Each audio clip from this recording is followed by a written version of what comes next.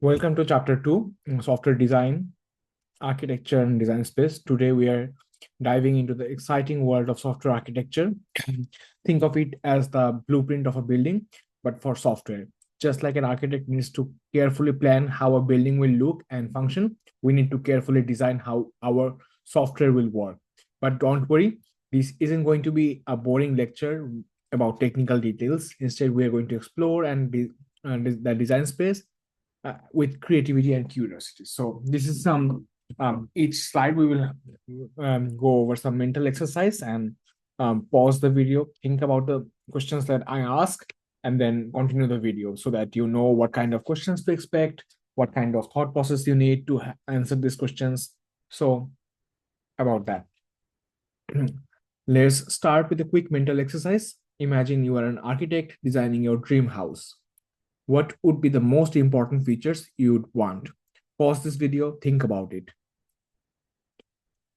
Maybe it's a huge kitchen, a secret room, an infinity pool. Take a moment to think about it. Feel free to jot down your ideas. You don't have to submit these ideas, you don't have to post it, but it's good for you to do this exercise. Now, just like a dream house has different features depending on who's designing it, software architect also has different design spaces depending on what the software needs to do. What's the purpose of the software? Who will use it? How should it grow over time? These are some of the questions we will be exploring in this chapter. By the end of this chapter, you will not only understand what design space means in the context of software architecture, but you will also be able to identify and work within this space to create software solutions that are impressive as your dream house. Ready to start designing? Let's go.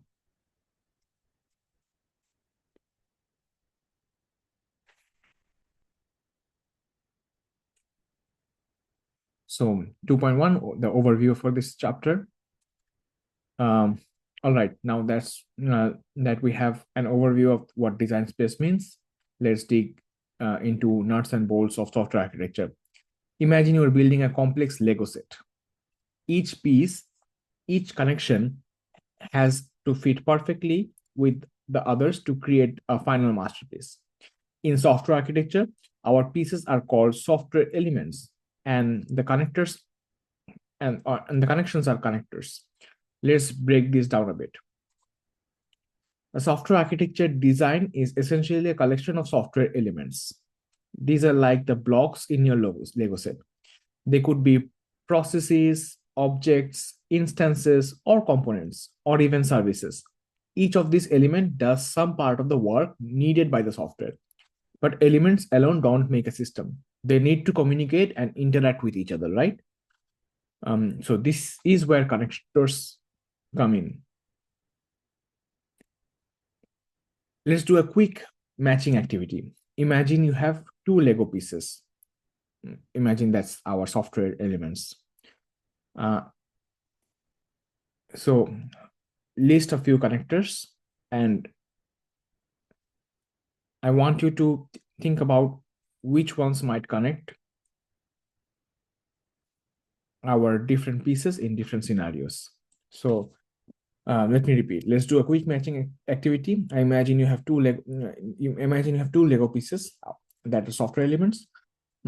I'll just list a few connectors, and I want you to think about which ones might connect our pieces in different scenarios. Ready? So import class, import clause. What if one Lego piece needs something from another to function? This is like an import clause where one part of your code uses functions or variables from another part. Imagine it as connecting two pieces because one has a feature that the other lacks. Another one is inheritance clause. Picture one Lego piece inheriting features from another, like a Lego car inheriting the wheels of a Lego truck. In software, this is an inheritance clause, where a class takes on properties and methods from another class. Finally, interface specification. What if we want to define how these Lego pieces should connect without specifying the exact details? This is like using an interface specification. You're defining a contract of how things should work together. Now think about this. These connectors can be implemented in various ways. For instance, you might use local method invocations, remote method invocations, or service calls. Think of these like different kinds of connectors in your toolbox. Each one fits different scenarios. What are some scenarios you can imagine where you might choose one type of connector over another? Just think about it. So we have import clause, we have inheritance clause, and we have interface specification. Where should we use this?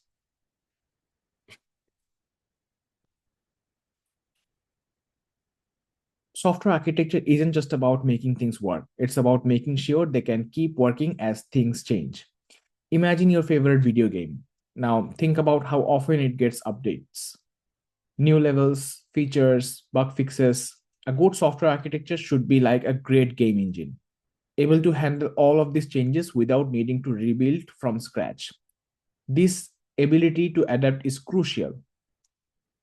As we develop software, the environment around it constantly changes. New technologies emerges, user needs to evolve, and systems expand. Expanding your software might lead to a mixed bag of different technologies, or what we call heterogeneous internet IT infrastructure. This can make integration across the internet a bit like fitting together puzzle pieces from different puzzles. But a well designed software architecture makes the integration smooth and seamless.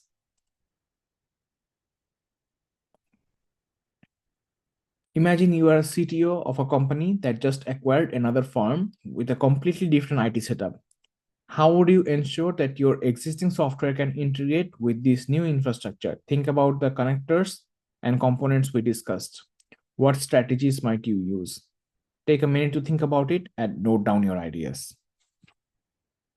Now, let's talk about some tools that help us build this adaptable architecture component based software engineering. For example, um, allow us to break down applications into smaller reusable parts. Technologies like .NET and J2EE, that is Java 2 Enterprise Edition, have taken encapsulation to the next level, making it easier to manage complex software systems.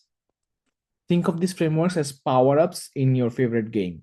They enhance your abilities, making your software more robust and flexible. And then we have web services and service oriented architectures.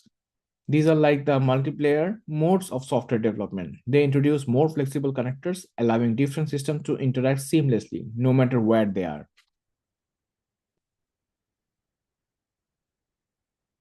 So, 2.2 is types of software structures.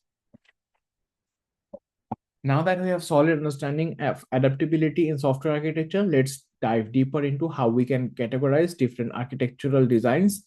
Imagine you're watching a theater play. You have the script, which doesn't change, the actors moving around on stage, which changes every night, and the behind the scene crew making sure everything runs smoothly. Similarly, in software architecture, we can think about different structures: static structures, runtime dynamic structures, and allocation structures. Let's unpack each of these means. First, we have static structures. These are like the script of the play, defined by the software code itself. They are building blocks that are laid down during design phase, like source code, binary code, software modules, or components deployment units. Think of these as the skeleton of your software. These parts don't change once the software is written. They define how different pieces of code relate to each other. Next up is the runtime dynamic structure. These are the moving parts of the play, the actors and the scenes changing on the fly. On our software, this refers to things that change when the software is running, like threads, processes, session transactions, and objects. Imagine these are the heartbeats of your software. They represent how the software behaves and interacts in real time. Let's try a quick visualization exercise. Close your eyes for a moment and imagine you are watching a play. You have a script in your hand that is static structure, and you see the actors moving around on stage. There is runtime dynamic structure. Now imagine you're the director. How do you want the scene to flow? What cues do you give to your actors? Think about how different parts of software might need to interact dynamically during execution. Now open your eyes. Now you've got a sense of what runtime dynamic structures are all about. So you're the director, you tell them what needs to change, who goes where, how the scene changes, but the script remains same. So your code that remains the same, but your runtime environment, runtime dynamic structure, the data, the processes, the threads, the transactions, this changes over time. Lastly, we have the allocation structure. This is like the backstage crew, the lighting, sound, and stage management, ensuring everything goes according to plan. In software, allocation structures describe how different parts of the software are managed and allocated, including project management aspects. This might include defining which server a component runs on, how resources are allocated, and how different tasks are assigned. It's the orchestra conductor making sure everything runs smoothly.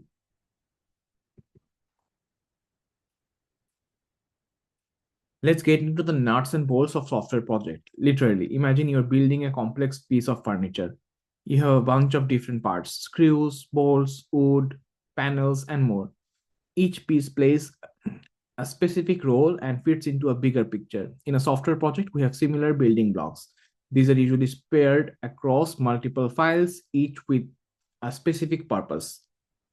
First, let's talk about static file types. These are like the essential building materials for your project. They include executable files, library files, and binary software component modules. You might recognize some of them in these terms: DLLs, that is dynamic linking libraries, Java beans, and enterprise Java beans. These are, think of these as pre-assembled parts you can plug into your project to add functionality. They're pre-compiled, which means they're ready to be used at runtime, just like assembling a piece of furniture with pre-built components. But the real stars of the show are the source code modules. These are like the detailed blueprints of your project. Each contain the actual code, the instructions that tell the software what to do. Each source code module or file is a crucial piece of the puzzle, defining specific functionalities of the software. They are like individual chapters in the book that is your project. And finally,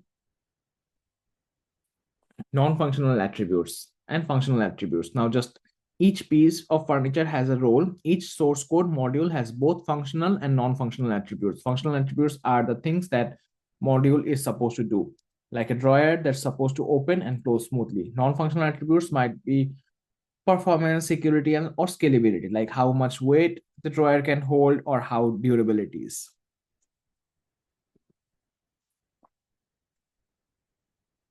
Now, let's talk about different parts of our software communication or communicate with each other. Imagine you are in a busy restaurant kitchen. Each chef has a specific role. One is making pasta, another is grilling, another is plating the meal. For everything to run smoothly, they need to communicate effectively. In software, this communication happens through what we call connectors. Today, we will focus on connectors that are module dependent, those that tie one specific part of the software to another. Think of modules as individual chefs in the kitchen. Let's say we have module A, our pasta chef, and module B, that is our sauce chef. Module A is connected to module B if and only if module A needs to use some of module B's recipes, like invoking a method. This is like the pasta chef needing a sauce from a sauce chef to complete a dish. This dependency forms a connector. Now, these connectors have certain attributes that define how the modules interact. Imagine the pasta chef shouting to the sauce chef, I need marinara. This is an this is the unidirectional communication. Module A, that is pasta chef, invokes a method from module B, that is sauce chef. There's one way street here from A to B. This is how direction works. If module A invokes a method of module B during execution, we have a unidirectional connector from module A to module B. Let's take it a step further. When the pasta chef asks for marinara, does he wait around for it to be ready? Or does he continue working on the pasta? In software terms, this is called about synchronization. If module A waits for module B to finish before continuing, we call it synchronous connection. If module A continues with its work and doesn't wait, it's an asynchronous connection. What if the pasta chef says, send me the marinara, then the Alfredo, and after that, the pesto? There's a sequence to the orders. Similarly, if module A may invoke a method of module B and pass a callback reference, module B might respond back with the information needed, keeping track of the order. This is represented by sequence IDs and numbers. Think of it like an order tracker in a restaurant. Each dish has a number indicating when it was ordered and in what sequence it should be served.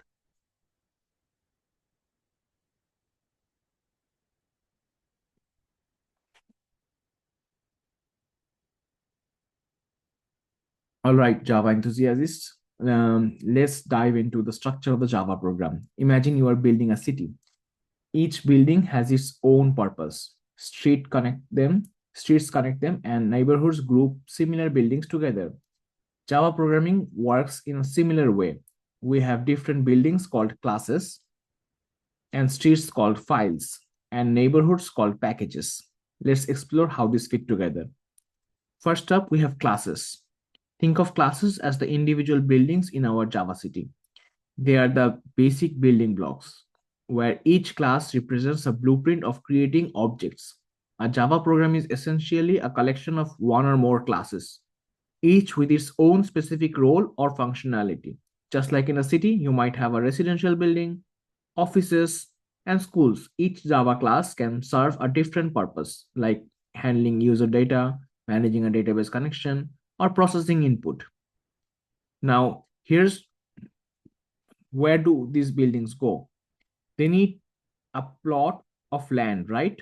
In Java, these are our files. Each Java class is written in its own file, and these files are our compilation units. This means each file can be compiled separately, just like you can design and build a house separately before placing it in the city.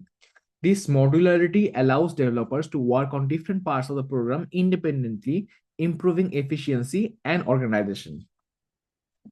Just like cities are divided into neighborhoods, Java uses packages to group closely related classes and interfaces. Packages are like logical containers, grouping classes that are related to specific function or feature. They help organize the code base, making it easier to manage and understand. For instance, all classes related to user authentication might be grouped into one package, while classes dealing with data processing might be another. This grouping also helps with namespace management, ensuring that classes have unique names and don't interfere with each other.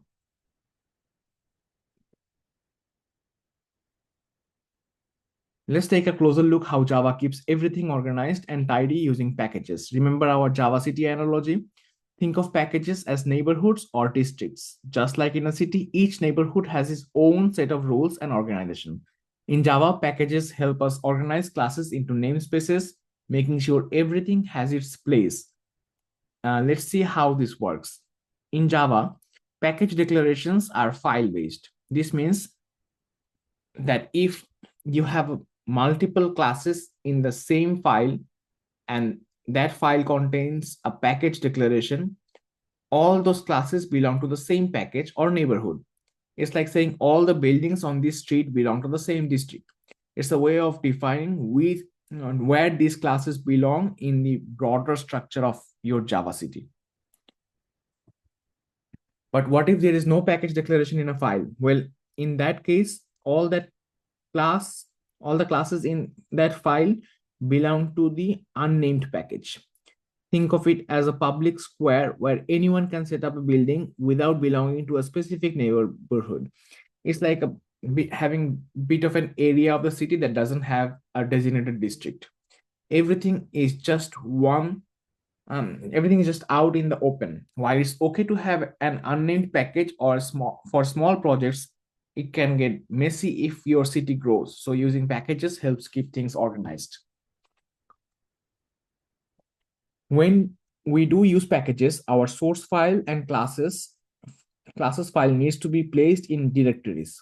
According to our structure, imagine each neighborhood having its own set of streets and addresses. This organization helps us quickly find and manage our classes. For example, if you have a package called com.myapp.utils, you should place your source files in the folder structure that mirrors this, like com/myapps/utils. This way, we know exactly where to find the class we are looking for. Now, let's talk about how we identify these classes. You can use fully qualified names to specify exactly which classes you are talking about. It's like giving the full address of a building. Package name dot class name. For example, if you have a class user inside the package,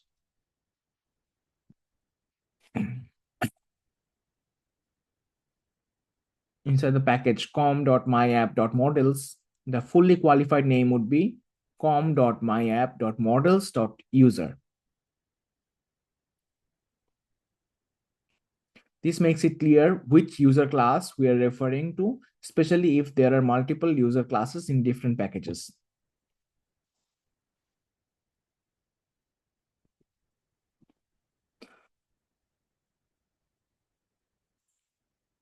Okay. Imagine you are looking at a family tree. At the top, you have the oldest ancestors, and as you move down, you see branches spreading out into children, grandchildren, and so on.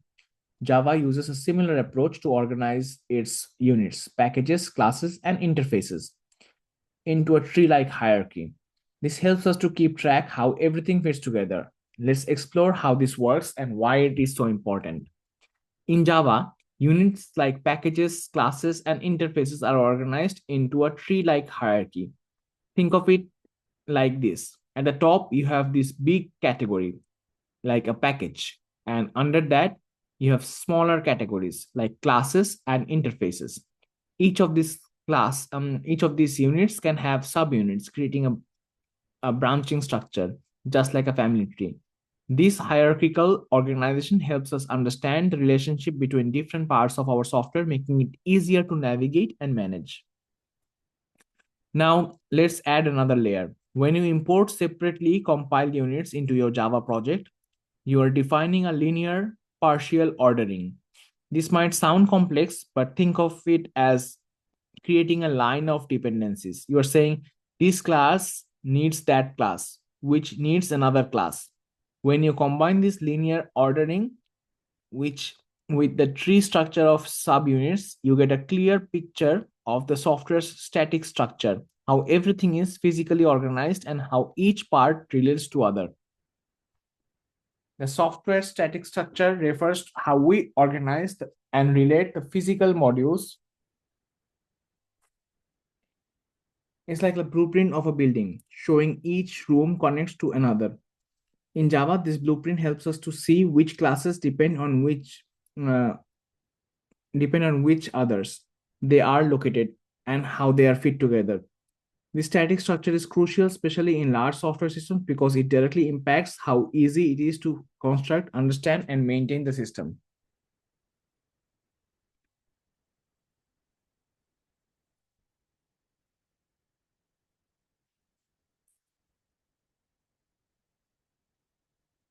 Now we have explored the basic of static structure and how they help us organize Java programs. Let's dive deeper into how we manage these structures. Managing static structure is like organizing a library. You have different sections like fiction, non-fiction, and reference. And within each section, books are organized by topic and then by individual titles. A software architecture, we use two main strategies for this: layers of abstraction and layers of refinement. Let's see how this works. First, let's talk about layers of abstraction. Imagine you are in the library and you want to borrow a book. You are the client and the librarian is the server. You explicitly ask for a book and then the librarian provides it. In software terms, a module, that's the client, to the request to use the facilities or abstraction provided by another module, that is server. This forms a linear hierarchy, a straight line from client to server. However, for reusability, the server units shouldn't know who the client is. Just like the librarian doesn't need to know who you are to hand over the book.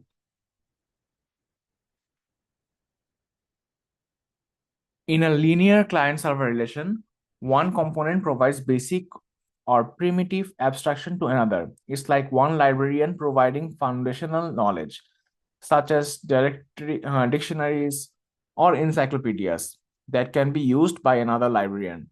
Throughout the library, these basic components can be referred to by other components throughout the entire design. It's a way of setting up a base layer that everyone can rely on. Now let's look at the second strategy, layers of refinement. Imagine you're writing a book and you start with an outline. That outline gets broken down into chapters, then into sections, and finally into individual paragraphs. This is the tree-like hierarchy of the refinement. In software, an abstraction like a component is implemented and then recursively divided into subcomponents. This relationship specifies how a module is decomposed into refinement modules. Each layer of refinement adds more detail, just like moving from the book outline to specific paragraphs.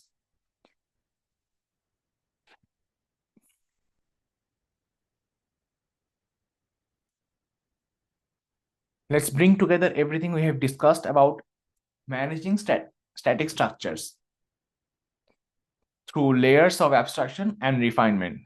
This diagram provides a visual summary of how these relationships are structured in a software system. It shows how client-server interactions and refinement processes work together to form a comprehensive organizational strategy. Let's break it down. On the left side of the diagram, we see a linear hierarchy of layers of abstraction. This shows the client-server relationship where one module explicitly requests services from another module. Notice how the arrows indicate a unidirectional flow from client to server. This means that while the client knows about the server and its capabilities, the server doesn't need to know who its clients are. This separation helps in building reusable modules, as the server can provide services to any client without needing to be aware of them. On the right side, we have the refinement relationship, which forms a tree-like hierarchy. This represents how a single abstraction or component can be broken down into multiple subcomponents.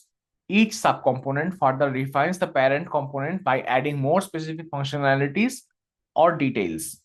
This is similar to breaking down a complex problem into smaller manageable parts, which can be then developed and maintained independently. The tree-like structure indicates multiple levels of information hiding where each layer knows only what it needs to know about the layer above it.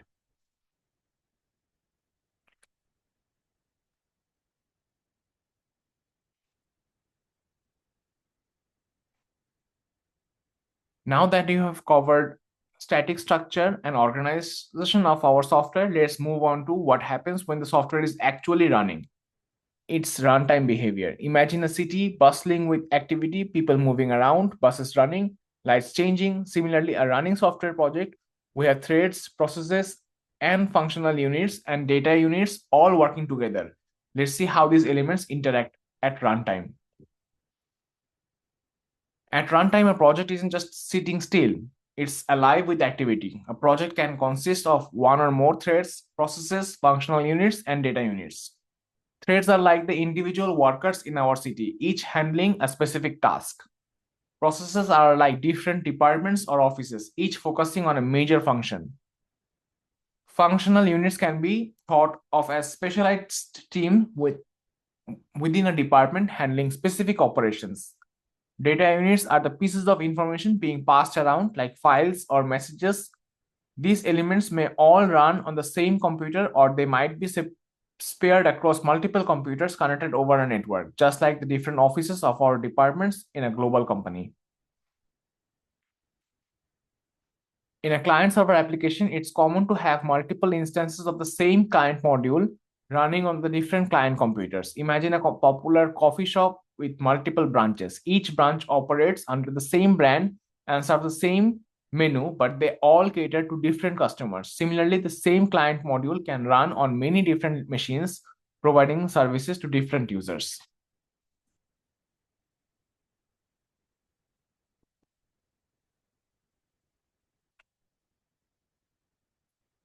We have talked about how different parts of our software communicate at runtime threads, processes, and so on. But let's dig a little deeper into how these connections actually work. Just like building bridges between islands, the way we connect different software element matters. These connectors aren't just simple wires. They have specific attributes and determine how they function. Let's explore these advanced attributes and connectors and how they play in the role of making our software run smoothly. Connectors at the runtime level inherit some attributes from the source code structure counterparts. This means they carry over basic characteristics from how they are defined in the code. But beyond that, they also have additional attributes that make them suitable for runtime operations. Those attributes include multiplicity, distance, and connection media, and universal invocability. First, we have multiplicity. This is like a person who needs to interact with multiple colleagues to get their job done. Similarly, a single software element may need to invoke methods from multiple other elements at runtime. Imagine an online shopping cart system. The cart module might need to connect to inventory systems, pricing systems, and user accounts simultaneously. This ability to connect to multiple elements make this system flexible and capable of handling complex tasks.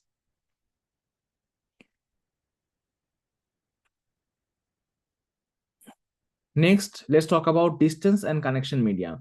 Not all elements are close together. Some might be on the same computer while others are across the network, perhaps even in different countries.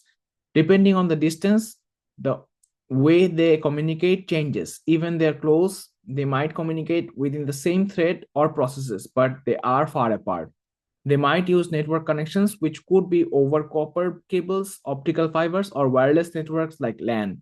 It's like a difference between talking to someone in the same room and calling someone on the phone. The farther away they are, the more complex the communication might be.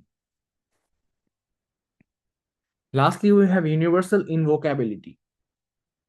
The attribute is crucial in the world where software systems need to talk to each other when, if even if they are built with different programming languages or frameworks. Universal invocability allows external software systems to invoke methods at a connector's target. This, regardless of the underlying technology, think of it as the universal translator in the science fiction movie. It doesn't matter what language is spoken, everyone can communicate effectively. This attribute is especially important for large, heterogeneous enterprise information systems where integrating different components efficiently is the key.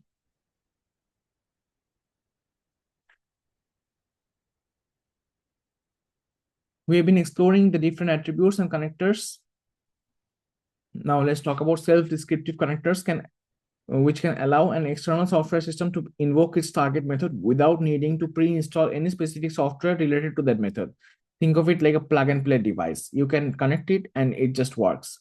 This means that even if two software systems were developed at different companies or even at different times, they can still dynamically interact with each other. It's like showing up to a party and being able to join the conversation even if you have never met the host before.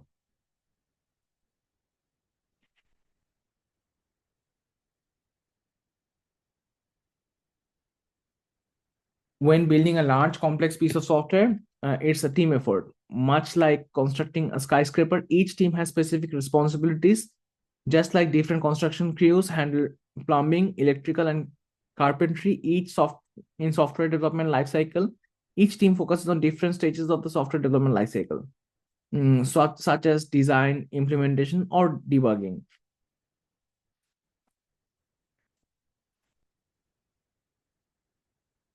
So in our next class, we will go over different software elements. That is 2.3 chapter.